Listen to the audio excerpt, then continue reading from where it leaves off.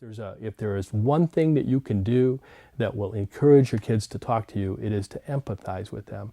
And empathy is different from sympathy. Empathy is about getting out of yourself and putting yourself in your kids' shoes and trying to understand where they're coming from.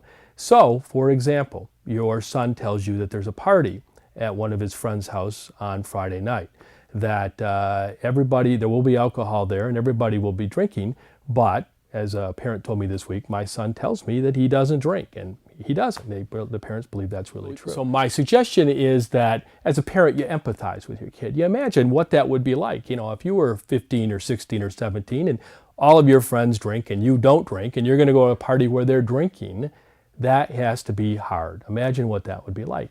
Say that to your teen rather than to say, I don't want you to go, or, you know, I think you're going to be tempted, or this isn't a good situation, or I never liked that kid, I don't want you hanging out with him anymore, I knew he was trouble. You say, well, that would probably be pretty tough for you to be in that situation, but to abstain from the use of alcohol. Find out what your kid says. At that point, your kid might say, you know, I think it would be tough. I'm not really sure I want to go.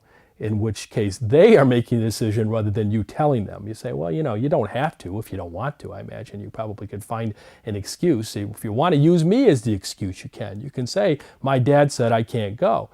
But the difference is that you're not saying they can't go. They're saying that you said that they can't go. That makes all the difference. On the other hand, you might have the anxiety-provoking nightmare of your kid saying, no, I want to go, Dad, I want to go, which means that you're going to spend your Friday night worried that perhaps he's going to get himself in trouble if the police come to the house or whatever. But nonetheless, if you've shown him that, number one, you're understanding where he's coming from his perspective, and number two, what you have done is you've implied trust, that that you believe that they're trustworthy. I understand this is a situation where it might be difficult. I am trying to sense how this might be potentially conflicted for you, but I still believe you're worthy of my trust. And you know, I'm here. Let me know. I will do whatever I can to help you out if you get in a bad situation.